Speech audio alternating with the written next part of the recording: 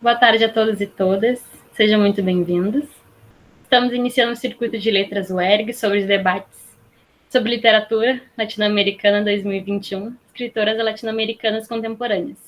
Hoje nós vamos começar um pouco diferente, nós vamos começar com um vídeo, espero que gostem. Olá, nós do programa de extensão Circuito Letras UERGS, debates sobre a literatura latino-americana, que já está em sua segunda edição, agradecemos de início a participação de todas e todos. O intuito é o de promover debates e ampliar o repertório literário para a prática dos educadores, numa abordagem que contribui para o ensino e que já teve mais de 300 participantes. Dando continuidade ao projeto, que este ano direciona o olhar para escritoras contemporâneas, iniciamos o mês de outubro com a autora Giovanna Rivero, nascida em 1972 em Monteiro, Bolívia. Professora de semiótica e jornalismo, ministrou aulas por muitos anos na Universidade Privada de Santa Cruz de la Sierra. Concluiu o mestrado em literatura latino-americana e é doutora em literatura hispano-americana pela Universidade da Flórida. Vive nos Estados Unidos, onde dá aulas de escrita. Em 2001, a escritora lança o livro As Camaleoas. No ano seguinte, A Dona dos Nossos Sonhos. Em 2005, escreve Contra a Luna, Sangue Doce, em 2006, e Meninas e Detetives, em 2008. No ano de 2009, lança Tucson, Histórias Colaterais. Em 2011, o livro Helena, 2022, A Crônica de um Naufrágio no Tempo. Em 2014, 98 Segundos Sem Sombra. No ano de 2015, lança 2 livros, O Mais Escuro da Floresta e Para Te Comer Melhor. Expoente da nova literatura latino-americana, em 2021, estreia no Brasil com uma coletânea de contos, Terra Fresca da Sua Tumba, pela editora Jandira, obra que vamos conhecer melhor neste encontro.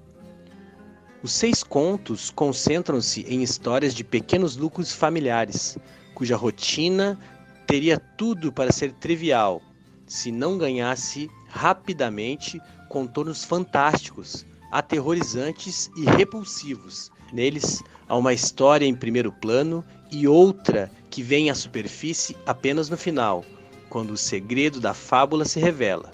Efeito surpresa, embutido na história secreta dentro de cada história. Obra de extrema sensibilidade e riqueza estética. Convidamos a professora Raquel Feitholm, graduada em Letras, mestre e doutora em Estudos de Linguagem pela Universidade Federal do Rio Grande do Sul, URGS, professora adjunta da área de Letras da Universidade Estadual do Rio Grande do Sul, UERGS, para compartilhar conosco suas impressões sobre essa obra. Esperamos que gostem e desejamos um excelente evento.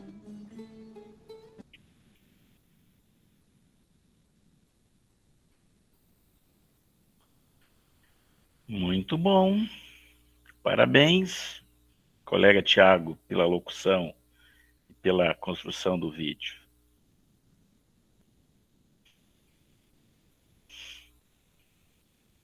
Professora Raquel, se a senhora quiser já seguir. Então tá, posso já dar início? Posso começar então minha fala? Claro. Então tá. Então, boa tarde a todos e todas. Primeiramente, eu gostaria de agradecer o convite para participar desse evento, coordenado pelo professor Gilmar, que além de ser um excelente professor, é também um aficionado pela literatura, pelo que eu vejo, é um conhecedor de obras dos mais variados gêneros literários. Eu também gostaria de parabenizar os acadêmicos envolvidos nesse projeto, sejam como bolsistas, como voluntários. É um trabalho de fôlego, porque envolve muita leitura, né? A organização do evento, e a gente sabe que Um curso de letras sério, como o curso da UERGS, exige bastante esforço e a demanda é grande, né, por parte dos alunos, dos acadêmicos, e tirar um tempo para literatura, tirar um tempo para leitura é algo que faz a diferença. Então, parabéns. E também para os que estão participando, né, o interesse pela literatura sempre faz a diferença. Bom, falar sobre a arte, sobre a literatura em especial, em tempos tão difíceis, é prazeroso, né? Sempre traz uma leveza para a vida que às vezes se mostra tão dura, tão difícil, especialmente agora, em tempos de pandemia, em que as pessoas se isolaram, as pessoas tiveram que ficar mais reclusas, né? Então, compartilhar com vocês esse momento é muito prazeroso. E falar especialmente sobre obras de mulheres, escritoras latino-americanas contemporâneas, como é o caso da escritora de hoje, é sem dúvida um prazer maior ainda, né? Eu trago comigo, então, a lembrança de uma disciplina que eu cursei lá na minha graduação, na URGS ainda, lá pelos anos de 1990 e poucos, que era chamada Literatura e Cultura Hispano-Americana. Eu só não lembro o nome da minha professora, mas eu tenho, se eu fecho os olhos, eu lembro dela claramente. E eu me lembro de uma lista de livros que ela nos passou, e era enorme aquela lista. E aí eu lembro que, se eu não me engano, era uma eletiva. E eu pensei, por que eu me matriculei nessa disciplina que tem tantos livros para ler, né? Além de tudo que eu tenho que fazer. E aí tinha 100 Anos de Solidão, A Crônica de uma Morte Anunciada, Meu Tio Atahualpa, era Como Água para Chocolate, A Casa dos Espíritos, era uma lista bem grande. Os contos do Jorge Luiz Borges, poemas de Pablo Neruda, e eu li todos. E eu lembro que essa foi, se não a disciplina que eu mais gostei, uma das melhores do curso. Foi muito interessante, eu conheci, né, os clássicos dessa literatura hispano-americana e não me arrependo de ter cursado essa disciplina e muitas lembranças boas, assim, surgiu uma recordação muito agradável dessa época.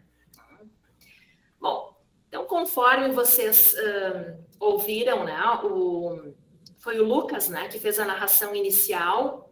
O Tiago. Foi o Tiago. Desculpa, o Tiago.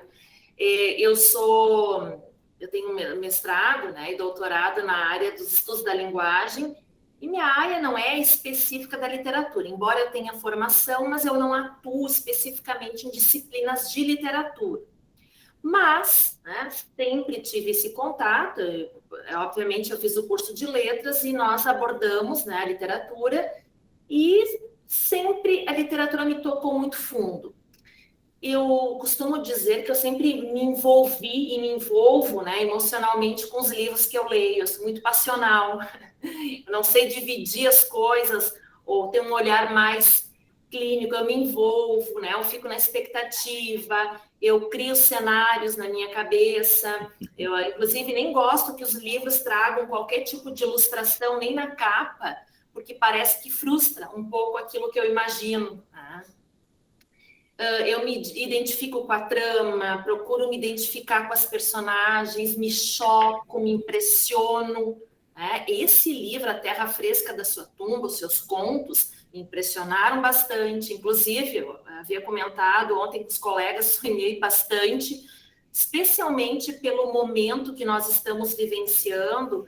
E, infelizmente, na semana passada, nós perdemos um colega de forma bem trágica, e eu fiquei muito impressionada, me abalei bastante, e eu li esses contos nessa época, nesse contexto, e tocou muito fundo, né? Algumas questões, algumas grandes questões suscitaram dessa leitura. E é sobre isso, então, que eu gostaria de conversar um pouquinho com vocês, interagir um pouco com vocês hoje. Bom, então, com essa obra, A Terra Fresca da Sua Tumba, não foi diferente, né? A primeira coisa que eu fiz quando eu recebi o título da obra foi buscar mais informações sobre a autora, né, quando o professor Gilmar me passou. E eu vi, então, que se trata de uma mulher latina, muito bonita, morena, cabelos longos, né, fisicamente muito bonita. É a típica mulher latina, né? E ela é doutora em literatura hispano-americana e professora de semiótica. E talvez eu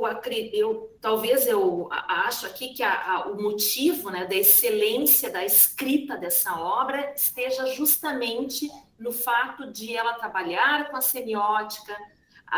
Há uma escolha lexical, uma escolha do vocabulário muito apurada, ela utiliza termos muito específicos. Se vocês pegarem, por exemplo, quando chove parece humano, ela traz muitas palavras em japonês, né?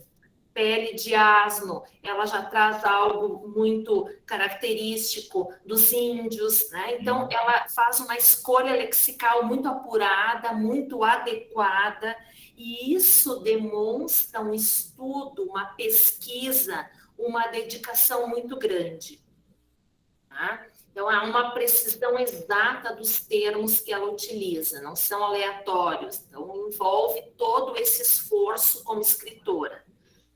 Tá? Então, é uma obra, como disse o professor Gilmar, é uma obra para ser lida com muita calma. Né? Eu acho que tem que se voltar muito à leitura, ler com calma, fazer anotações. Talvez eu não tenha lido com a calma que mereça, né, em função de toda essa correria do dia a dia, mas vale a pena, né, procurar os termos e voltar, sim, à leitura para entender, né, porque é uma obra que deixa algumas informações implícitas, né, algo que fica ali secreto, que às vezes nos faz voltar aquilo que nós lemos no parágrafo anterior para buscar um entendimento maior.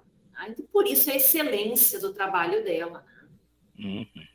Bom, então eu acho que eu vou agora falar de umas questões mais gerais e depois acredito que a gente possa se aprofundar um pouquinho em cada um dos contos. Pode ser assim, professora Gilmar? Esse é um dos caminhos, né, professora Raquel? O outro caminho é partir exatamente dos contos e depois tematizar de forma mais geral, né? É bom que saibamos que formou-se um grupo nesse projeto de debates, Circuito de Debates Letras UERGS sobre literatura, que o ano passado era especificamente literatura latino-americana, né? Então, tratamos no ano passado do boom da literatura latino-americana. Os escritores das décadas de 1950, 1960, e esse ano, especificamente, de escritoras contemporâneas latino-americanas, né? Essa aqui é a 12ª já palestra, 12º encontro, então é a 12ª autora e 12ª obra, né?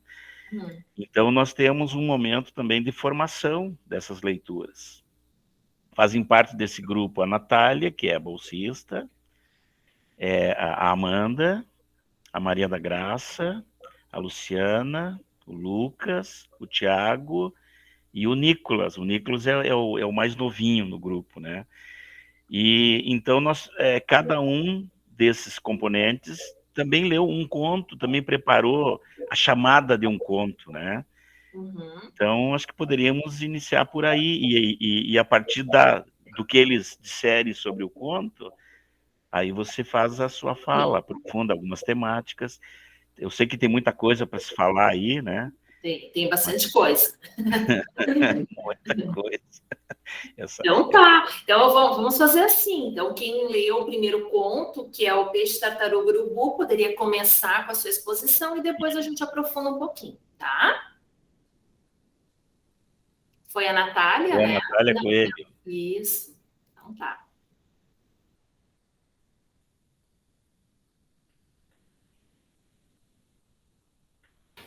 Boa tarde novamente. Bom, eu fiquei com o primeiro conto, que é o Peixe, Tartaruga e Urubu. E para não dar muitos spoilers, que eu conto é bem um pouco chocante, um pouco não chocante. Vou começar assim. O conto Peixe, Tartaruga e Urubu conta a história de duas pessoas, que é o o Amador, e o menino Elias, que tem 15 anos. Os dois... eu não quero dar tanto spoiler. Tá, mas os dois, eles naufragaram em um navio. E a história depois começa com... Agora me perdi todo. Tá, ao decorrer depois de 400 dias, os dois, um sobreviveu e um morreu. E o conto depois se desenvolve com os relatos do sobrevivente, porque a mãe do que faleceu questiona como que um só voltou e o outro não voltou. Como é que ocorreu tudo isso? Como é que foi possível o filho dela não sobreviver a um naufrágio e o outro sobreviver? E o mesmo sobrevivente relatando sempre o que ocorreu ao passar dos dias para a mãe, que eles fazem isso num jantar, né? Ele estava comendo tortilhas. E a mãe sempre volta no ponto querendo saber o que realmente aconteceu com o filho, porque ela sempre duvidou que a história dele era falsa. Então, ele dá umas divagadas, ele tenta construir uma coisa, e ela volta sempre ao mesmo ponto, porque ela nunca acredita na palavra dele. Ela suspeita de algo, e ela quer que ele confirme. Daí fica girando nesse ponto. Eu acho que eu fui um pouco complicada, mas a professora Raquel vai dar uma luz para vocês agora. O medo de não dar spoiler é grande, porque... Não, mas pode dar spoiler. Nós vamos ficar sabendo mesmo. Aliás, a pergunta que fica é exatamente o final, né? O desfecho. E eu também entendi uma coisa. Eu não sei se eu posso falar, mas que eu comentei na reunião de ontem sobre o suicídio. Porque o que faleceu, ele conhecia muito sobre pássaros. Ele nasceu... Elias Coronado, isso. Professor, o senhor acabou de dar um spoiler. Não, Elias Coronado é um menino que consegue sobreviver pouco tempo no naufrágio, né? Sim. E o Adamor fica mais de 400 dias. Mais de 400 Aí dias. está a grande surpresa, inclusive para o jornalismo da região. Como alguém consegue sobreviver um naufrágio do navio Chavela, né? Mais de 400 dias. Como isso aconteceu? Há dúvidas. Há muita coisa a ser explicada por ele. Principalmente para a mãe do Elias, que foi um menino que não voltou, né? E é por isso que a mãe chama, então, Armando, como é que é o nome dele? Armando, né? Amador. Chama o Amador, então, para ir comer tortillas, né, com ela, na casa dela, e aí ela começa, então, esse interrogatório, ela quer entender melhor o que aconteceu nesse naufrágio, então, o Amador volta e o filho dela não, né? O que exatamente ocorreu. E aí nós temos aí uma mãe, a figura de uma mulher, assim como nos outros contos nós também vamos ter, mas uma mulher muito forte, né? E ela é muito esperta, e ela faz todo um interrogatório, né? Com muita astúcia, com muita esperteza, para descobrir, e ela faz algumas perguntas muito indiretas, né, ao companheiro do filho, para descobrir se de fato ele havia comido da carne, se alimentado, né, da carne do seu filho, que é o Elias Coronário, o qual morreu, né, ao comer uma ave envenenada. Então, ela faz todo esse interrogatório, mas de uma maneira muito sutil, e ela se mostra muito forte, ela se mostra muito inteligente durante toda essa narrativa. E lá no final, ela mostra toda a dor, né, com a perda do filho. Se nós analisarmos algumas partes, posso já ir explorando um pouquinho mais? Sim, vamos conto a conto, acho que fica mais claro, mais fácil de entender o livro, né? Isso. Deixa eu ver aqui, eu fiz algumas anotações, e aí ela traz algumas indiretas, e ela é muito esperta, né? Ela diz o seguinte...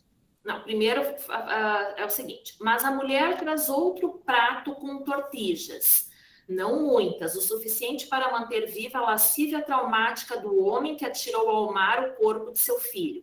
devia tê-lo trazido. Aí ela, né, o narrador, devia tê-lo trazido, mesmo que fosse como múmia, como aquelas carnes marinadas com limão que a luz do sol termina de cozinhar. Devia tê-lo trazido, nem que fosse moído. Aí ela diz, come, come, por favor. É bom ter fome e poder matar, você não acha? Então ela joga essas indiretas, ela faz essas perguntas, né, justamente para ver se dali ia sair uma resposta mais concreta, a resposta que ela gostaria de ouvir. Porque vocês imaginem a dor de uma mãe, né, ao saber que talvez aquele amigo, aquele companheiro do naufrágio, tenha se alimentado da carne do seu próprio filho. E ela quer ter certeza disso, né? Ela quer chegar a essa resposta. Mesmo que aquilo seja doloroso para ela, ela tem que criar meios para que isso acontecesse.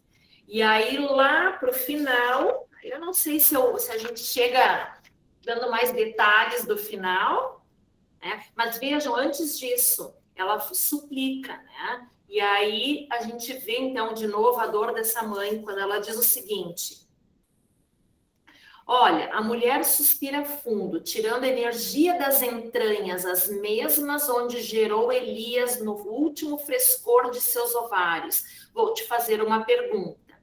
Não é uma pergunta nova. Todo mundo já te perguntou isso na televisão, nos jornais, e você deve estar um pouco cansado de ter que responder feito um papagaio desmemoriado. As pessoas não deixam de se maravilhar que o Senhor tenha sobrevivido ali, sozinho, feito uma alma esquecida pelo Senhor, por mais de 400 dias. Então, ela está dizendo, né? Como só ele sobreviveu? Por que o filho, né? Embora ele tenha comido aquela ave envenenada, mas o que foi feito do corpo dele? Imagino que devem ter pensado as pessoas que te viram chegar lá, naquelas ilhas tão distantes, e sair da água, cambaleando como um bêbado, conforme você me contou. Devem ter achado que o Senhor era um demônio. Então, vejam, né? O Senhor é um demônio. Porque, penso eu, né? Só os demônios conseguem vencer a fome, o frio, o cruel, a doença. Nós, outros, somos mais humanos. Então, ela chama, né, indiretamente ele de demônio para dizer que nós, os outros, somos mais humanos. E com certeza te perguntaram, claro, como você fez para continuar vivo durante toda aquela viagem, senhor Amador? E eu suponho que cada vez te custe menos repetir suas explicações. Deve ser como rezar, não? Você pede por um milagre a Deus, sabendo de antemão que essa piedade é impossível. Deve ser assim falar na televisão, né? Mas para mim, senhor Amador, para mim, por favor, me fala a verdade. Então ela suplica. Embora lá no fundo ela já saiba a verdade, né? Ela só quer a confirmação, mas ela sabe o que aconteceu, o que realmente havia acontecido, né? E através das perguntas, da esperteza dela, o leitor vai se inteirando e vai entendendo todo o enredo, toda a trama, né? Natália, queres comentar algo lá do final? Podemos falar um pouquinho do filme. Eu não sei se eu falo, se eu não falo. Se não, a grande dúvida. Eu acho o meio que justifica o final, porque o conto é muito lindo. Ler essa obra é maravilhoso. Sim. E é muito poético, uma linguagem, né? Embora seja uma linguagem mais pesada. E eu gostaria de chamar a atenção a isso, né? Ela tem algumas partes, né, que remetem ao nojo, ao asco, porque ela fala, por exemplo, aqui, ó, como eu tinha guardado os restos da gaivota para usar de isca, fucei ali. Entre as vísceras, e a minha suspeita estava certa, senhora. A gaivota estava verde por dentro, inteirinha tomada. O pobre do pássaro tinha caçado algumas dessas coisas envenenadas, e o Elias se contaminou. Então, é algo que beira o nojo, o asco, mas ao mesmo tempo é uma riqueza de detalhes que faz com que nós tenhamos um cenário. Eu construí na minha cabeça o cenário, né? Eu pude visualizar isso perfeitamente. Eu acho que esse é o grande mérito dessa escritora. Ela tem, como eu disse antes, né? Ela trabalha com a linguagem, com o vocal, a escolha das palavras, ela é muito apurada, né? Ela faz de uma forma muito exata, com muita inteligência, e por isso que é tão claro e fica tão, digamos assim, perfeito, né? O cenário que ela cria. Mas, indo lá para o final, né? Então, contando um pouquinho mais, vejam que ela está em busca do filho, do corpo, ela quer saber, né? Onde é que eu marquei aqui? Aqui, ó. Deixa eu ver aqui um pouquinho antes. Uma pessoa não escolhe algo tão importante como o destino, senhor Amador, mas você pode decidir certas coisas, não é? É disso que eu quero que o senhor me fale. Ainda a súplica dela para que ele falasse alguma coisa. Não há túmulo onde colocar isso, senhor. Onde eu escrevo, olha só, meu filho, meu amado filho partiu, afundou, desapareceu na noite 102. Onde eu ponho isso? Olha, escolha sua tortija, por favor. Aí ela continua. Mas vejam a dor da mãe, né? Ao falar isso, onde é que eu coloco? Onde é que eu posso colocar o meu filho, né? Que túmulo? Onde é que eu vou colocar que ele desapareceu na noite 102? Não há corpo, não há nada, né? Ele desapareceu. Então vejam que nós temos aqui, então, uma imagem muito clara desse desespero, dessa dor dessa mãe. E aí ela vai oferecendo, então, as tortijas, né? E lá pelas tantas, então, Natália, o que acontece? O que nós ficamos sabendo? Eu vou deixar para a Natália contar.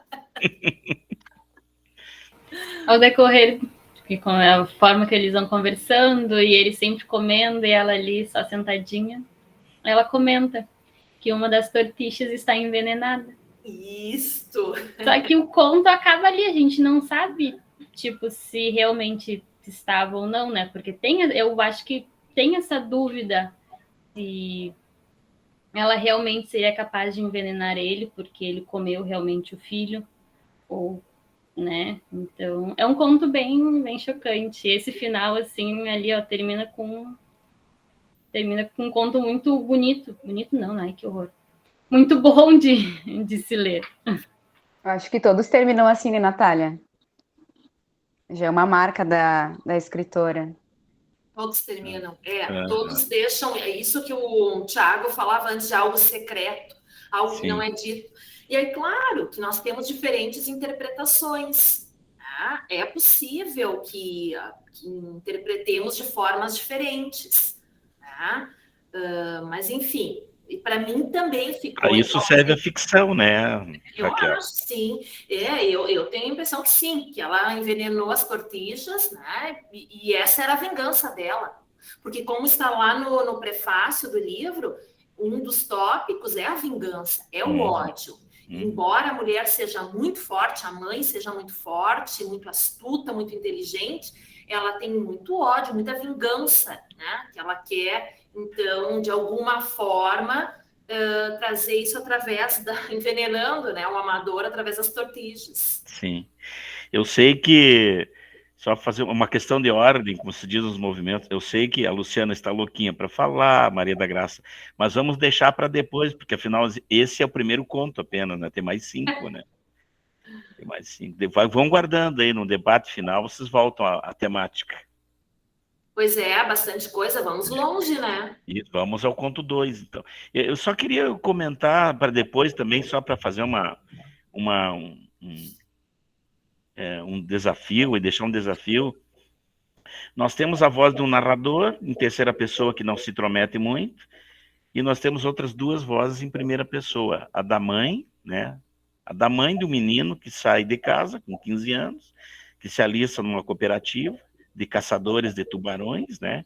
De tiburuneiros, que chamavam, não volta para casa, E nós temos a voz de um outro homem, o Amador, que sobreviveu a mais de 400 dias nesse naufrágio. Então, nós temos vozes que são autônomas, né? E a epígrafe do conto, mexe com uma lenda, cita a lenda do Miyamoto Musashi, que versa sobre os guerreiros que recitavam poemas enquanto matavam seus inimigos.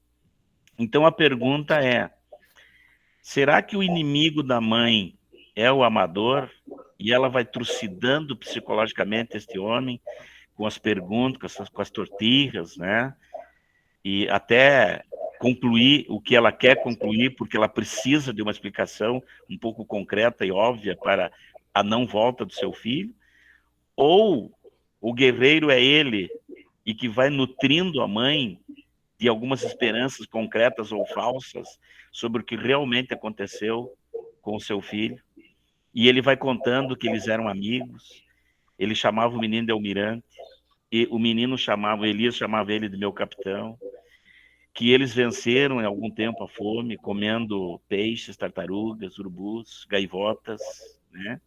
Que ele deixou o menino comer aquela gaivota sozinho praticamente, a gaivota que estava envenenada, que ele observou as aves comendo um olho, ele notou a falta de um olho no menino e ficou extasiado com aquilo, que pode representar que ele comeu o restante do corpo. Então, quem é o guerreiro? E afinal, onde é que está a poesia aí, né?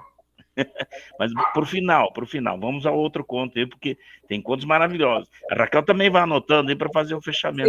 Sim. Uhum.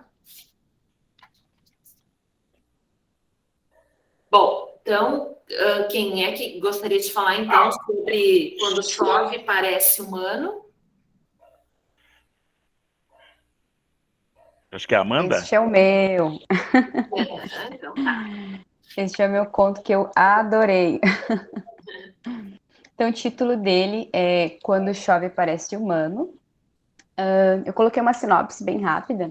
Basicamente, neste conto, nós somos apresentados a senhora Keiko, que é uma imigrante japonesa, viúva, moradora de Santa Cruz, da colônia de Okiwana, né, que fica na Bolívia. E já na terceira idade, ela dá aulas de origami para detentas de um presídio feminino e no seu tempo livre cuida do seu jardim, o qual esconde alguns episódios traumáticos do seu passado, do passado dela. E aí eu separei 2 fragmentos que eu acho que dialogam com alguns assuntos que acabam aparecendo durante a leitura do conto. Eu vou ler para vocês. O senhor Sugiyama, que é o marido da senhora Keiko, foi um bom homem, um bom marido. A culpa de tudo sempre fora daquela quarta convidada em sua mesa, da melancolia, do destino, daqueles animais simbólicos aos quais o senhor Sugiyama sempre culpava. O ano da serpente. Especificamente, havia sido o pior dos anos. Essa foi a parte que ela tentou enterrar, nem sempre com êxito. Então aqui nós temos algo a revelar, né? Nesse jardim dela, o que exatamente ela quer enterrar. Então eu deixei aqui para a gente discutir. E um outro fragmento também que me chamou muito a atenção, que é logo nas primeiras páginas, diz assim: às vezes falava com elas em japonês, com suas flores no jardim. Tinha medo de se esquecer dessa língua, a língua da colônia. Então pronunciava as palavras lentamente. E aí também cabe uma reflexão. Por que ela tinha medo de esquecer o seu idioma, né? Por qual motivo? É isso, gente. Agora vamos discutir. É um conto bastante rico, né? Aqui que entra a questão que eu falava antes do vocabulário, né? Nós temos aí palavras, muitas palavras em japonês, né? E a senhora Keiko nos faz pensar um pouco. Temos aí outra mulher, a figura de outra mulher, também muito forte, né? Uma mulher que esconde um segredo, esconde algo do seu passado, né? E que acaba que, logicamente, no final, nós descobrimos o que é, mas que mostra toda a retidão, toda aquela questão especialmente aqui uma mulher de origem japonesa, né? De aguentar calada uma traição do marido, porque foi o que aconteceu, né? E aí surge, então, na casa dela, a filha bastarda desse relacionamento, e aí ela tem que conviver com isso, juntamente com a outra filha, e ela precisa dar conta dessa traição, dessa frustração, tanto que lá pelas tantas, ela diz o seguinte, deixa eu achar aqui a parte. Hiromi é a filha dela com o marido, né? A filha legítima. E ela diz assim, Hiromi era uma boa filha, disso não tinha dúvida. Talvez só precisasse tomar distância daquele lar em que ninguém, para dizer a verdade, havia sido muito feliz. Então, aos pouquinhos, ela vai revelando a dor. De novo, nós temos uma mulher muito sofrida, né? que precisa aguentar e precisa dar conta de toda aquela situação. Não se cansava de lembrar a si mesma que o senhor Sugiyama foi um bom homem, um bom marido. A culpa de tudo sempre fora daquela quarta cadeira. Eu acho que eu estou me repetindo, né, Amanda? Em sua mesa, da melancolia, do destino, daqueles animais simbólicos aos quais o senhor Sugiyama sempre culpava. O ano da serpente, especificamente, havia sido o pior dos anos. Essa foi a parte que ela tentou enterrar, nem sempre com êxito. O que ela não conseguiu enterrar? Né? O que ela queria enterrar, na verdade? A filha bastarda? O que mais existia além disso? Então, aqui nós temos muitas analogias. Ela ensina, né, dá aulas de origami para as detentas de um presídio feminino, e ali, então, ela ensina, e uma delas faz um origami que lembra uma serpente, uma cobra. Então, aquilo ali tem um significado muito grande quando nós pensarmos. Aí eu não sei também, de novo, né, até que ponto a gente pode revelar o final da história. Mas, enfim, nós temos lá as serpentes, as cobras, né, os ovos das cobras que foram enterradas, e lá no final, então, temos que... Ontem até nós comentávamos se realmente a filha bastarda havia sido picada pela cobra. Eu acredito que sim, e depois ela foi enterrada no jardim, né, onde apareciam onde haviam as cerejeiras, né, então, vejam, e ela com retidão aguentou isso a vida toda, e aí aparece a inquilina, né? Ela aluga uma parte da casa dela para... Como é que é o nome da Ema. Para Ema. E a Ema, na verdade, lá no final nós entendemos, ela faz lembrar quem? Aquela menina que ela havia enterrado ali, né? Eu tenho medo de falar sobre o final, porque a gente acaba revelando tudo, né? Ao comentar, a gente acaba revelando. Mas, na realidade, é isso, né? Eu acho que, Gilmar, tu podes me ajudar nesse aqui, né? Ontem tu falaste com tanta propriedade desse conto, e é tão maravilhoso, e não sei se tem mais algumas colocações. Nós podemos dizer que o Dia da Serpente, também esse origami feito pela presidiária, né? Os dois, ambos em formato de cobra, de serpente. A gente pode dizer que é aquela faca que aparece durante a narrativa, e no final a gente vai relacionar ela com assassinato. Também. Não, e são muitas analogias, e por isso que eu digo, né? Todas, é uma escrita muito estudada, muito pesquisada, não é de forma aleatória. Então, tudo isso parece que está associado, né, e vai fazer sentido lá no final, quando nós chegamos no final do conto. Por isso que eu digo, vale a pena voltar na escrita. Eu fiz isso várias vezes, né, para me certificar. Muitas vezes eu não tinha certeza se era aquele final mesmo. Por isso que é tão bom compartilhar com vocês, embora não sei se a gente pode falar do final, né? Mas trocar essas impressões e essas interpretações que vocês tiveram, né?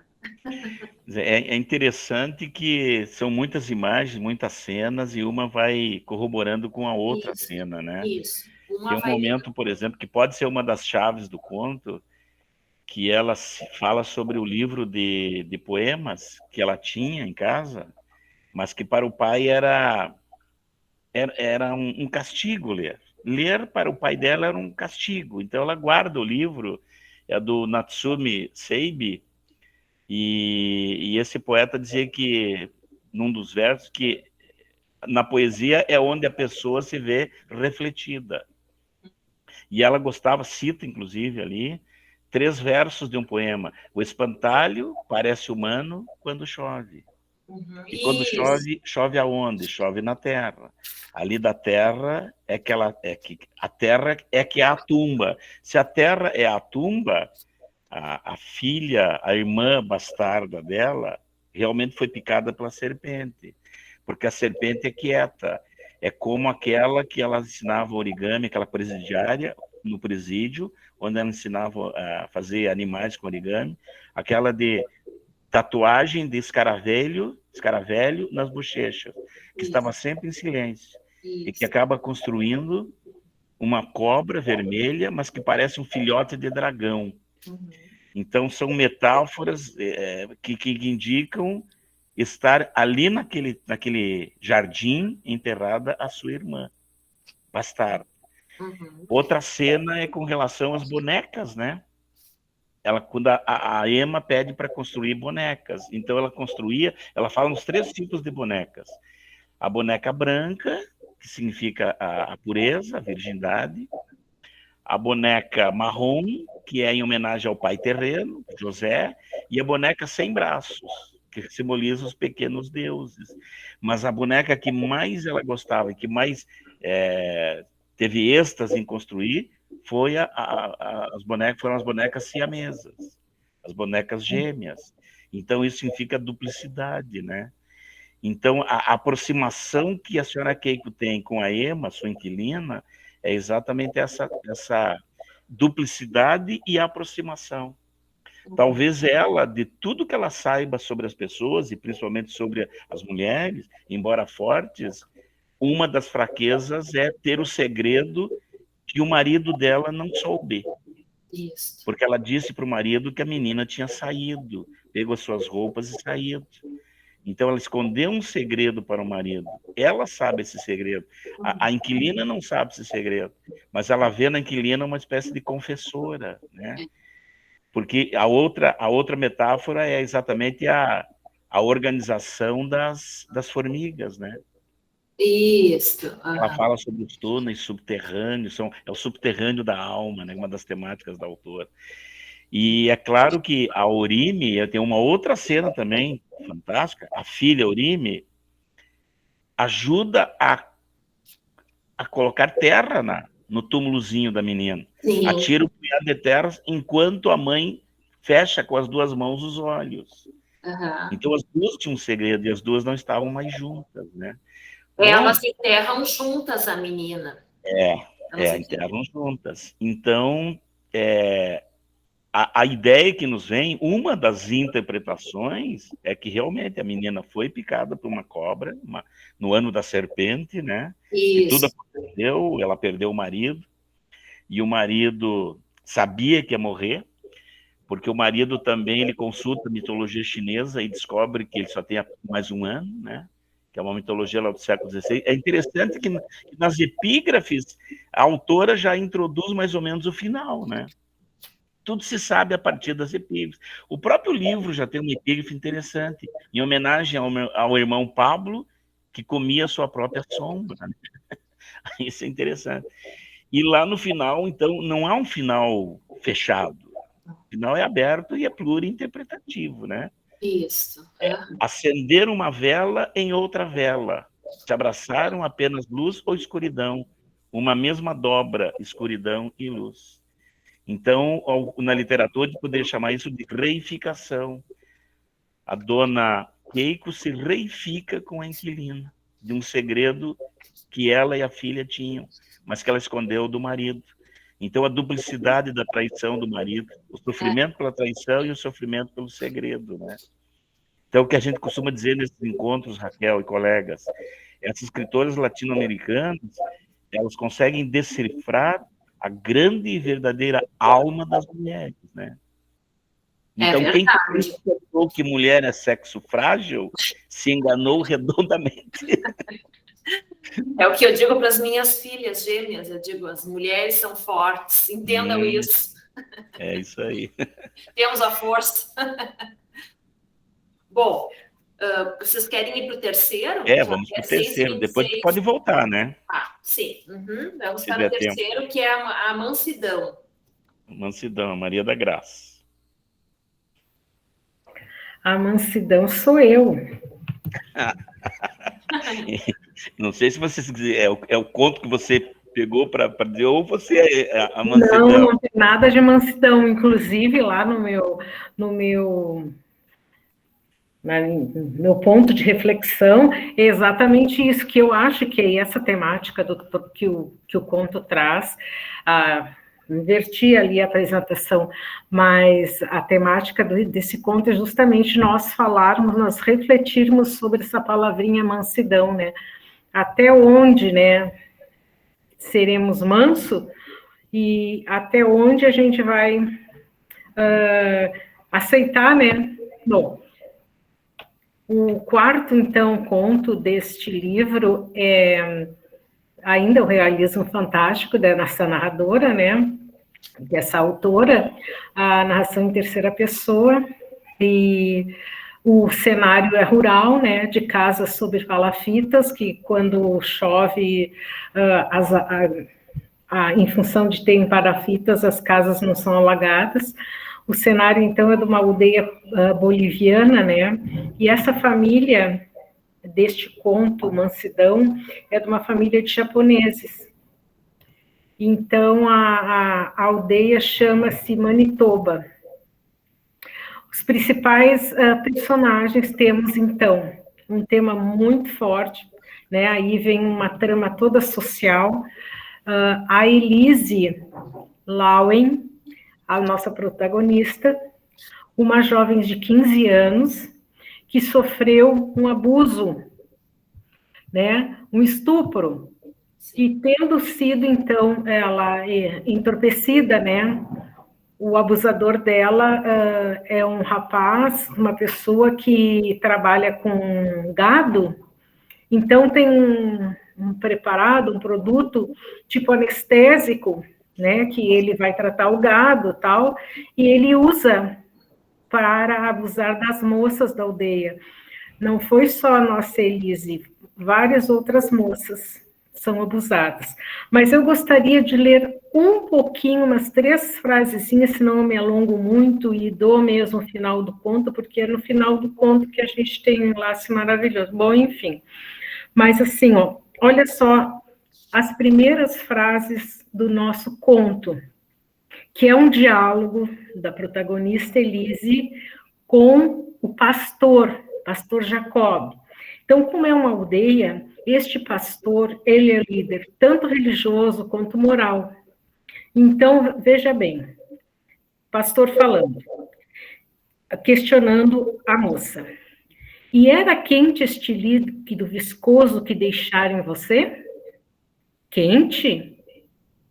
Morno, viscoso, era um líquido como a clara de ovo? Clara? Ah, clara, Elise, é assim que a casca se quebra. Sim, acho que sim, não sei. Eu sei que achei que fosse o sangue do mês, e, no entanto, não era. Era a semente de um homem. Sim, pastor Jacobs, eu estou dizendo a verdade. E aí a narrativa vem se desenvolvendo, e esse pastor o tempo todo vai falando que ela que é culpada, que ele já tinha avisado em sermões que o diabo estava solto e tal. E aí ela dizia, a moça assim, ó, dizia, não é o diabo, é o fulano de tal. Dizia, não, mas ele foi tentado pelo diabo. Então, justificando sempre na mitologia, sempre os desajustes sociais, sempre havia uma justificativa. Com esses atos, a comunidade, a aldeia, já sabiam quem era mais de um, né? Mas no caso aqui da nossa Elise, era o Clausen,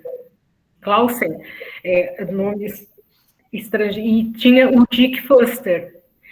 Eram os dois, a comunidade já sabia, e a comunidade chegou a aprender, e o castigo deles era praticar trabalho comunitário. Esse era o castigo. E muitas moças, muitas famílias já tinham acontecido isso na comunidade.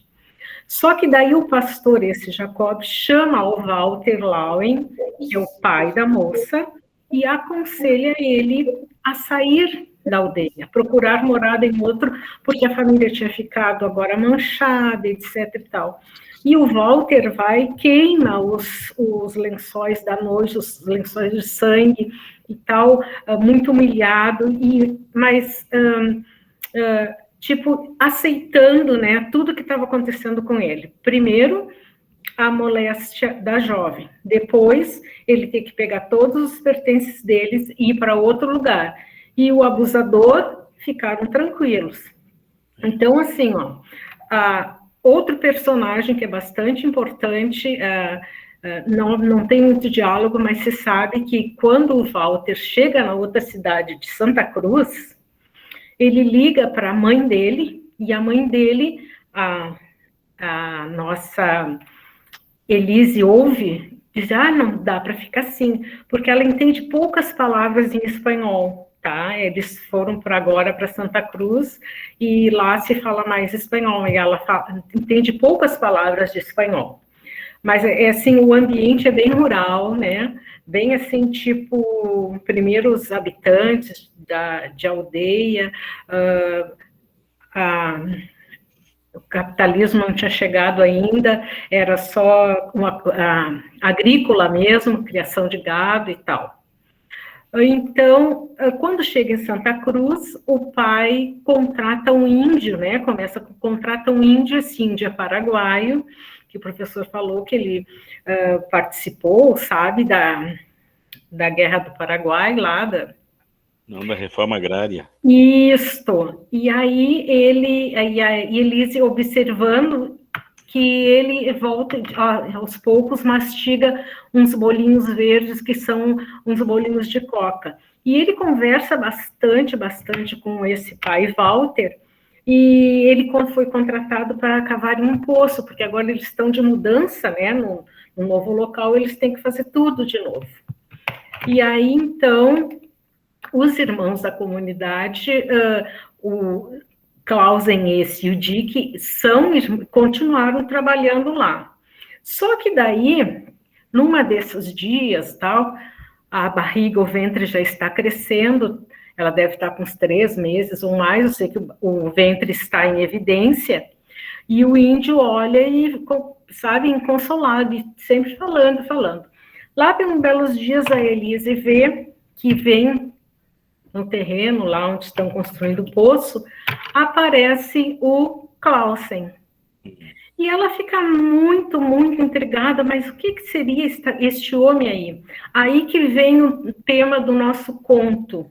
Aí a nossa protagonista conta um fato que o pai dela tem esse caráter de dar redenção ao quem comete crime, etc. Daí ela conta que algum tempo atrás o pai dela foi roubaram uma mochila dele com 6 meses dinheiro de 6 meses de salário.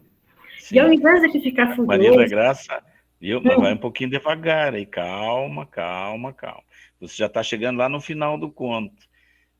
Respira um pouquinho, deixa a Raquel agora fazer usar as argumentações. Tá, mas deixa eu só dar o final aqui.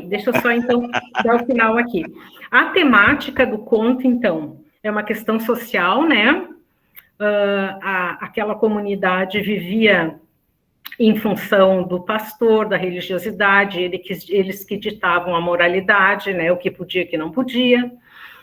E essa submissão, né, esse fato da mansidão. E outro detalhe, não era só, claro, não foi só esse detalhe, não foi um fato isolado, né? Já haviam mais abusos de outras jovens, Carolina, Margareta, Catarina, Aganeta e etc.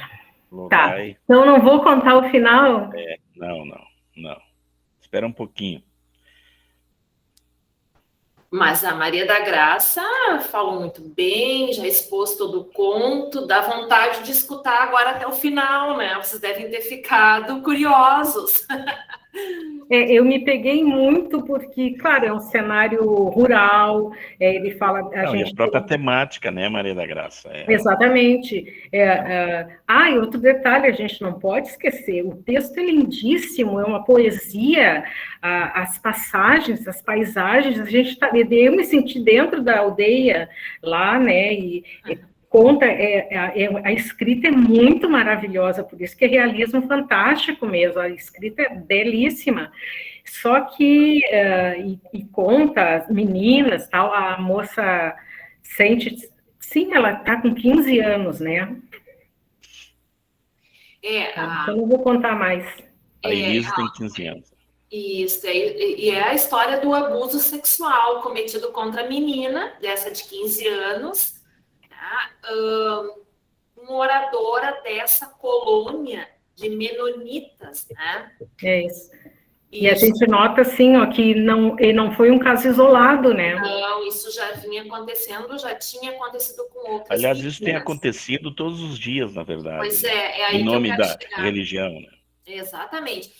E vejam só, ela é presa nessa sociedade patriarcal, machista, extremamente conservadora. E ela tenta, né, ela faz as perguntas para o pastor e vejam só o que ela diz. Aí o pastor pergunta: enquanto o diabo te possuía, Elise, ele te dizia alguma coisa? Sussurrava coisas no teu ouvido? O diabo sussurra. Sua voz não deve ter parecido muito autoritária, não é? O diabo seduz. Aí ela responde: foi o diabo. Aí ela, veja a inocência. Foi o diabo que me seduziu, pastor Jacob. Eu achei que fosse o irmão. Ela fala. Exatamente, ela reconhece o tempo inteiro porque ele tem uma verruga e tal, né? O cheiro que ele tem aqui. Forma de grão de arroz, é isso aí. Acho que tinha os olhos dele e a pinta em forma de arroz perto da boca. Eu pensei. Aí o pastor responde: quantos detalhes, Elise? Mas você diz que acha. O diabo cria essas coisas na imaginação quando ela se rebela e submete o temor a Deus. E os seus pais, Elise, o que estavam fazendo? Aí ele continua, né? Aí ela ela escuta tudo, muito ingênua, então foi o diabo que a possuiu. E lá pelas tantas, então, ela diz: o que vai acontecer com a gente, pastor Jacob? Aí ele fala: então vocês terão que se recolher muito, Elise. É preciso olhar para dentro, para as coisas do lar. Por um tempo, você não vai trabalhar na terra e nem na queijaria do seu pai. E por aí vai. E aí depois ele fala desse fruto, né? Você pode tecer ou bordar peças assim, modelos humildes e harmoniosos que agradem ao Senhor. Tudo na sua própria casa. Agora você vai ter que cuidar desse fruto, não é? Desse fruto é seu, Elise. Se o Senhor permite que esse coração bata no seu ventre, jovem, é preciso agradecer. Então, vejam, ela precisa se conformar, se resignar e carregar o fruto do estupro. É fruto do seu corpo. Aí ela responde: mas esse fruto não é do diabo, pastor Jacob? Não é fruto dessa sedução que o senhor falou? Então, é fenomenal, a escrita é maravilhosa. Ela tenta, né? Ela tenta sair dessa armadilha que ele vai construindo, só que o julgamento dos padres, dos anciãos, dos homens responsáveis pelo julgamento naquela época é mais forte. Né? E ela é responsável, ela é julgada por essa por essa questão de ceder às vontades do diabo, né? Como se ela cedesse às vontades do diabo. E ela não tem saída, ela não tem como lutar contra esse abuso. E ela precisa fugir com a família, fugir com esse fruto, né? Que é a vítima, então, desse abuso que ela sofreu. Sabe que quando eu estava fazendo a leitura, né, e pela fala desse pastor, e por ela também dizer, mas aconteceu com a fulana também, com a Catarina, aconteceu com a Carolina, etc e tal, eu já chegaria ao ponto de pensar assim, esse pastor também abusa das moças, sabe? Porque não é possível, né? Pastor Jacob. Se ele não abusa, ele sabe. Exatamente, ele é conivente, ele sabe de tudo, isso, né? O pai, porque isso que vem o título, o pai até uma das horas diz, você é tão jovem, eu amo você, quem dera você tivesse no ventre um menino, né, para me ajudar na vida do trabalho e tal, e daí por isso que a gente vê, assim, o sentimento de mansidão no pai. Mas aí, esse foi o conto que mais me chocou. Aliás, todos os leitores acho que ficam chocados com esse conto. Porque é uma violência brutal contra a mulher e é uma conivência feia, sabe, nojenta dos homens. Mas a gente sabe, na própria colonização nossa, que os próprios jesuítas acobertavam, né, os abusos com as índias, etc. e tal, né, isso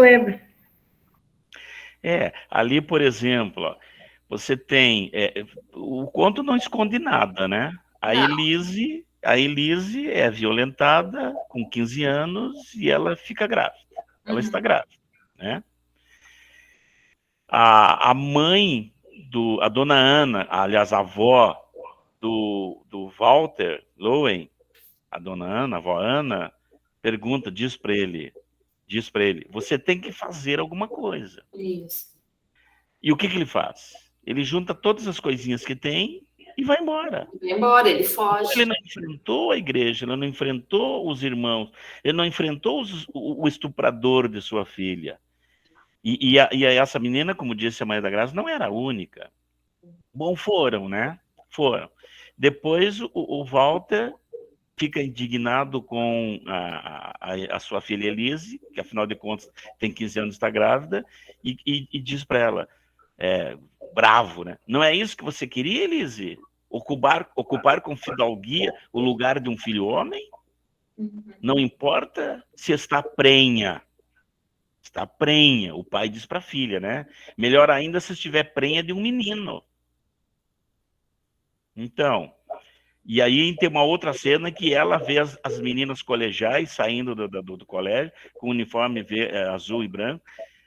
Essa menina, ela está destruída. Ela questiona bastante, né? Ela questiona. Ela está destruída pelos homens. E daquele que se espera pouca coisa é o que mais vem, que é o índio paraguaio, que mastiga bolinhos de coca ali, que lutou na reforma agrária no Paraguai. Ele diz, se fosse lá no Paraguai, se fosse na minha aldeia, ai do culpado. E aí ele praticamente questiona o pai da Elise, né? O Sr. Walter, porque todos sabiam que o estuprador era o irmão Joshua Classen, e que o estuprador das outras meninas era o Dick Fuster, né? Todos sabiam. E os pastores diziam, eles vão pagar, claro que eles vão pagar, mas eles vão pagar com penitências e com trabalhos comunitários, vão trabalhar mais que os outros. Mas isso é pagamento para alguém que estupra essas meninas, né? E aí, claro, aí a gente não consegue fugir do final, porque a Elise, ela não consegue viver, ela tem pesadelos, ela tem sonhos, ela está angustiada, ela ouve a voz do estuprador. Bom, eu não consigo imaginar o que é isso. Acho que ninguém consegue imaginar o que é isso, né? A voz desse estuprador, eu até marquei aqui, ó. E volta e meio o cheiro também. O Joshua Classen, vai ser minha mulher, Elise. Quando eu quiser, você é minha fêmea. Vou entrar nas suas noites, nos seus sonhos, minha bezerrinha. Vou fazer com você aquilo que você viu eu fazendo com a vaca Carolina, minha bezerrinha, vai mugir no meu ouvido. E a menina se sente com a sua angústia, Como se fosse vaca. corpo, né? O corpo rasgando-a, como se rasga um corte de tecido, ponta a ponta, sem a possibilidade de voltar a costurá-lo, como fez com a vaca Carolina. Isso é Então, trágico, mas é aí, muito a bonito. Maria da Graça, ela se agarra à mansidão, né? E aí é que vem... Bom, não querendo falar sobre o final, Raquel, aqui nós temos que falar do final, porque a literatura também ela tem o poder social, né? Tem o poder social. A literatura ela tem o poder de acordar as pessoas. Exatamente. Acordar as pessoas. Porque ali todos sabem, todos dizem, todos pensam, pobre Elise, pobre Carolina, né? E o índio paraguaio, ele cita a Pachamama, um ritual indígena, é um ritual de vingança. Isso. Porque quem vinga, né, a Elise é o índio. Exatamente. Quem faz algo pela Elise não é o pai. Porque o pai, nesse momento, porque a Elise questiona quando ele chama o estuprador, será que vai fazer a mesma coisa que aquele outro que roubou 6 meses de salário? Isso, porque uma amizade vale mais que o roubo? Esse é o código dos homens, né? Sim. E aí a gente descobre que naquele momento houve uma transformação também do pai. Quer dizer, ele passou a ser um homem melhor naquele sentido, porque eles levam o estuprador para um poço muito fundo, né? Sim, mas isso tudo partiu da convivência do pai com o índio. Né? Sim, por isso que o índio provocou nele uma atitude realmente de homem vingador, honesto, porque a sua filha foi estuprada, né? Isso. E aí acontece o quê, Maria da Graça? Daí, né, eles convidam, e aí, assim, ó, o Clausen se contagia com a gargalhada do índio e tal, e vai indo, o índio ainda sorrindo, empurra Joshua Clausen ao poço fundíssimo, enquanto Walter Lowen, deserdando uma vez da sua própria salvação, quer dizer, deserdando, né? Ele estava tão doutrinado, que se ele fizesse o mal, ele não teria salvação, mas agora o texto diz, ele deserda, ele não quer mais saber da salvação, e sobe num pulo no trator e começa a devolver a garganta da obra, que era um buraco fundíssimo, o que havia usurpado durante todo o dia. Monte a monte, a terra vai cobrindo os gritos, primeiros furiosos, incrédulos, depois desesperados de Clausen. Daí o índio diz, é um sacrifício. A terra precisa desse sacrifício. Exatamente. Então, para Pachamama, fica tranquila, ele dizia, parece que reza, é um sacrifício. Então, eles, naquele ritual, né, eles fizeram a justiça dele. Viu, Maria da Graça, Raquel? Aí, assim, ó, eu tô fazendo a visão de um homem, a leitura de um homem. Aí a autora diz para nós, homens, para nós, pais, eu sou pai. Esse conto mexeu muito comigo. Ela diz, a autora, a Giovana Ribeiro, diz para nós, através de seus personagens, homens, pais, não aceitem que os religiosos digam que suas filhas foram estupradas por questões religiosas, porque eles foram seduzidos pelo demônio. Não, eles fizeram isso porque eles são maus, porque eles fazem isso com as mulheres, né? E a punição para o sacrifício para isso é pagar com a própria morte. Tanto que no final termina exatamente assim, que a fala da personagem, né, da Elise. Por ela, por Leal Elkel, a outra menina estuprada, e por Carolina. Também por Carolina. Quer dizer, a Carolina Vaca estupra uma vaca, muito menos perdoar quem estupra uma mulher. E uma menina, né? Então, esse conto é forte. Eu acho que esse conto, com certeza, é forte. E uma coisa que eu notei é que esse conto, diferente, por exemplo, do segundo, que é quando chove parece humano, que é tão enigmático, tão secreto, e a gente tem que buscar nos detalhes, na interpretação. Esse aqui não. Esse aqui é claro.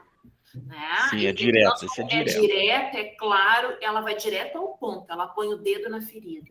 Isso. Isso aqui é muito marcante. Vamos para o próximo conto, então, aproveitar os minutos que nos restam, hein? Só queria Sim. Senão, vamos deixar contribuir o... com essa parte. Pachamama é uma, quer dizer, mãe terra, né? E ela ela é originada nos povos dos Andes, bolivianos, peruanos, né? Como uma herança da civilização inca. Pachamama enterrou ele vivo. Então, o próximo é Socorro? Socorro. Isso. É isso? Socorro, o próximo. Então, é uma Eu tenho uma proposta característica... para fazer para vocês. Esse Eu livro é tão gostaria de denso, é tão apresentar. bonito, então 6 contos, que a gente podia continuar na próxima terça, né? Ah, poderíamos, eu ia adorar. Muito bom. Poderíamos Pode ser. discutir, sim. Poderíamos, sim.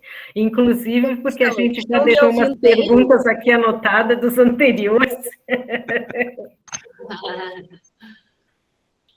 Você poderia deixar o 4º, o 5º e o 6º contos para a próxima terça. O que vocês acham? Porque ainda nós temos Socorro, Pele de Asa e Não Servo. São 3 ainda, né? Quer dizer, só esse conto que vem agora, Socorro, dá mais uma meia hora de conversa. Sim. E esse próximo verdade. conto aqui também é um dos melhores, né? Nós temos muita coisa para discutir. Vocês é que sabem, Ele é gente. uma característica da autora, né? O jeito que ela escreve, ele também é meio parecido com o primeiro conto, ela vai mostrando aos poucos a história. É que cada conto que a gente termina, vem esse que é melhor, Então, e a temática é muito forte, muito boa, os textos são maravilhosos e excelente essa proposta do professor. Eu acho a ideia boa também, porque senão a gente não aproveita, né? A gente começa semana que vem com esse. Pode ser? Tudo nós treinamos a nossa palestrante aí, se ela aceitar, só fazemos uma nova chamada e continuamos. Semana que vem é feriado, é dia 12, né? 12 de outubro. Então não dá, então vamos lá. Pois é. Só a temática, então. Só... Então, estão me ouvindo bem? Sim. Então, essa história é uma característica da autora, né? Que ela vai contando a história e ela tem vários caminhos de tomada, de vias possíveis. Então, ela vai muito pela teoria da recepção, de como a pessoa lê o texto. Mas a principal personagem é a Socorro.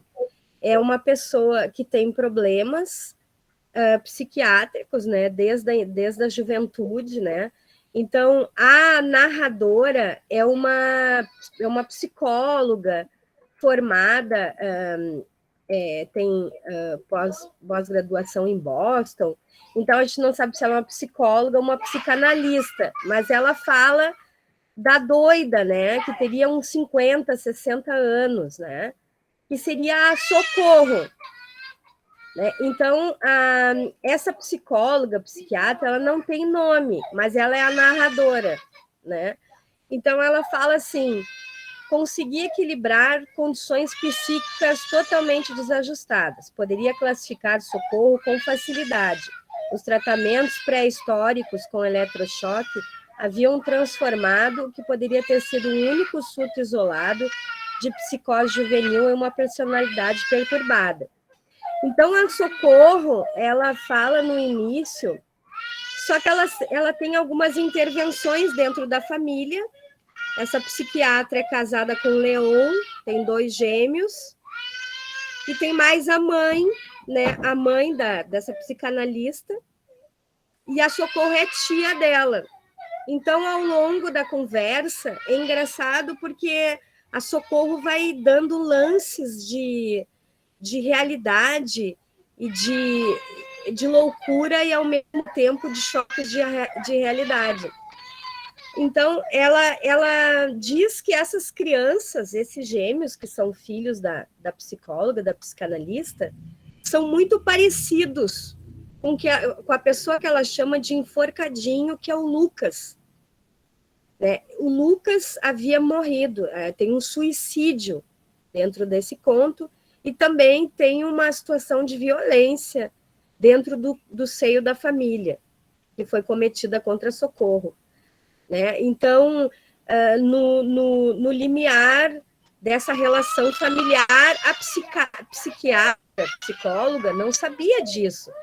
Então, ela vai contando um pouco da vida da Socorro, e diz que a Socorro, ela fala muito de terapia, ela fala da essência do obscurantismo e da tumba, ela usa umas palavras muito interessantes aqui, e ela está de férias também, né? Só que ela já não aguenta mais aquelas loucuras da tia dela, né? Mas só que ela vai descobrir uma grande realidade, e essa que é o não entregar a história, no momento que a Socorro consegue lembrar de algumas coisas, e ela começa a contar.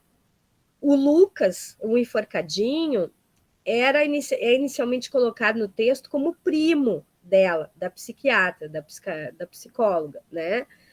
E então ela lembra lá naquele tempo, quando essa psicóloga, psiquiatra, ficou grávida, né? E essa cena se passa aqui. Ele já tinha tentado se suicidar, o Lucas, né?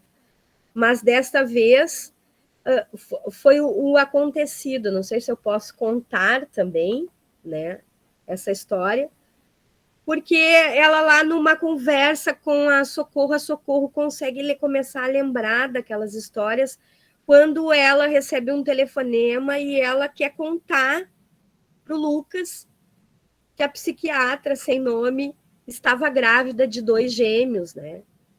E aí o Lucas, o que mostra o texto, ele se desespera, né? E ela encontra, a Socorro toma esse choque, encontra ele morto, né? Enforcado. Só que ela conta nessa passagem, ela está contando para a psicóloga, e aqui aparece uma coisa que nos faz ir para um caminho diferente, né? Ela afirmava que mamãe, a mãe da psiquiatra, tinha feito extrair o útero e os ovários, a tinha esvaziado, para que ela nunca mais pudesse se empenhar de um filhotinho. Formalmente era verdade, mamãe autorizou a esterectomia total de sua irmã, para salvá-la de um câncer. Né? Então, a Socorro tinha feito essa operação. Mas aí, logo em seguida, ela diz: meu pai, o marido de sua irmã, a tinha tomado. O pai da psiquiatra tinha tomado. O tomado significa tomado à força. E a doida repetia isso escorada no portão da casa. Me tomou, dizia. Os vizinhos olhavam para ela, mas mesmo assim, ela era uma pessoa que lembrava de datas e aniversários, a Socorro. Né? Ela tinha só a personalidade meio doida, mas ela tinha os pezinhos no chão. Então, era dentro de um acontecimento familiar, né? E ela dizia que o cunhado havia tomado, né? Mas é estranho também que ela usa uma imagem, uma figura de imagem da Socorro com os seios com leite. Só que no texto ela atribui isso aos medicamentos que a Socorro tomava, e ela falou mais de 2 vezes, assim, como se uma mãe tivesse dado à luz a um filho e tivesse com os seios pronto para dar de mamar, né? Foi uma figura, assim, de linguagem muito interessante. Eu não sei se os medicamentos provocam isso, mas aqui tem uma explicação de que sim, né? Então, é uma coisa que vai te deixando meio tonto, até chegar nessa conversa, né? Que ela tá louca para ir embora, psiquiatra, mas daqui um pouco, numa madrugada, ela tem esse encontro com a Socorro no meio da noite, né? E a Socorro disse: eu posso te dizer, relembrando da morte do Lucas, né? Eu posso te dizer que eu estava lúcida. E aí a psiquiatra pergunta, mas quando você estava lúcida? Nessa noite que eu estou te falando, quando eu entrei no quarto, fui levar a janta para ele, porque ele estava proibido de comer com a gente. Você sabe que sua mãe odiava ele. Ela se incomodava tanto por ter que cuidar de um sobrinho órfão, mesmo tendo visto ele crescer desde aquele instante. Aquele instante. Instante, Socorro? A psiquiatra pergunta. Desde o primeiro instante, você quer dizer? Eu não quero dizer nada, nunca dizer nada. Não era assim, não falar, não chorar, não rir. Socorro pegou um copo sujo. E aí essa conversa vai esticando. Por que você queria castigar ele? Você já tinha ido embora fazia 3 meses e tudo estava bem na nossa casa. A Socorro diz para a psiquiatra, né? Lucas sentia falta de você. Lembro, disse ela, a psiquiatra. Você disse que estava grávida, disse que eram 2. 2? E eu pensei que era melhor 2 do que 1, porque alguma coisa sempre pode dar errado, Socorro falou, né? Não ia dar nada errado, retrucou a psiquiatra, né? Então, eu tive que contar para ele. Alguém tinha que contar para o Lucas. Achei que isso ia deixá-lo feliz. É tão bonita a alegria quando se é jovem, uma dor total. Voltou a rir, né? Mas como eu ia saber que meu filhinho, meu filhotinho era meio tonto, né? Socorro ria e derramava lágrimas ao mesmo tempo, né? E ela diz, eu vi vocês na noite do seu casamento com um gringo, ali no quartinho de passar roupa. Socorro apontou precisamente para o cômodo que ficava no outro extremo do pátio. Você viu a gente? Disse a psiquiatra. Disse devagar. Meu esôfago tinha se fechado e eu precisava de um copo d'água. Ela pensando, né? Então, vi a coluna dele com todos os ossinhos se dobrando sobre você como um príncipe. Você era feita para ele e ele era feito para você. Quem disse que uma pessoa não é feita para outra? Mas eles são irmãos, desgraçada! Sua mãe berrava. Entende isso, sua cachorra? Cuspia na minha cara como se quisesse me acordar. Ela era louca! Socorro explodiu em uma risada imensa, um rugido que era pura vertigem. Então, nesse momento, essa era a tumba, né? No Luciana, início, eles são apresentados nós estamos 19h03 já, 19h13, o pessoal tem aula às 19 horas. Então, quem sabe você deixa a Raquel terminar a tua linda história. Eu sei que está extasiada, né? Sim, a Luciana está enfeitiçada pelo conto. Achei um máximo. Ela fez até a interpretação do personagem. Ela está vivendo o conto, né? Realmente é maravilhoso. Eu acho que mais uns 5 minutos para a Raquel fazer o fechamento. Infelizmente, né? Infelizmente... Não, eu achei incrível, né? Que bom que vocês se apropriaram dessa forma, desses contos, e que bom escutar a Luciana e os outros colegas, os outros alunos falando e se referindo aos contos dessa forma. Né? Muito interessante esse projeto que incentiva, né, vocês a lerem e que continue assim. E o professor Gilmar tem todos os méritos com esse projeto maravilhoso.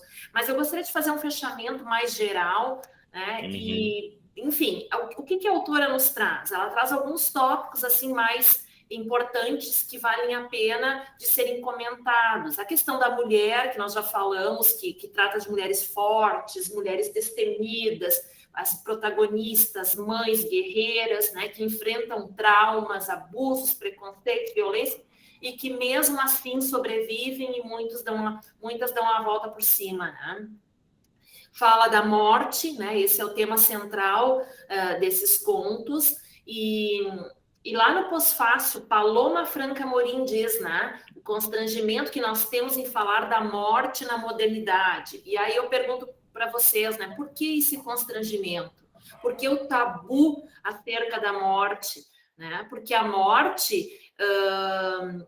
ela é considerada, podemos dizer assim, um tabu na nossa sociedade ocidental, tirando o México, que celebra a morte, né? Mas na maior parte nós temos ela como um tabu. E por que não, né, falar da morte? Aceitamos ou não, aliás, aceitemos ou não, a morte é um fato, né? É uma realidade inexorável. Então, por mais que queiramos nos esconder dela, deixar de existir, é uma coisa tão natural quanto existir. E por que não falar disso? Né?